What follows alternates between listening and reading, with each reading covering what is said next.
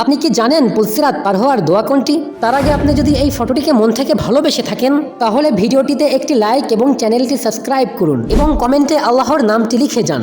বন্ধুরা, পুলসিরাত যেটা কিনা চুলের থেকেও অধিক চিকন হবে, ধারালো তরবারি থেকেও অধিক তীব্র ধারালো হবে, যার নিচে থাকবে জাহান্নাম এবং অপর প্রান্তেই থাকবে জান্নাত। কিয়ামতের দিন হিসাব নিকাশের পরে সকল ব্যক্তিকেই এই পুলসিরাত পার হতে হবে। যারা দুনিয়াতে ভালো কাজ করবে চোখের পলকেই তারা পুলসিরাত পার হয়ে জান্নাতে চলে যাবে, যেখানে তারা অনন্তকাল আরাম আয়েশের মধ্যে থাকবে, কোনো প্রকার কষ্ট তাদের কখনো হবে না।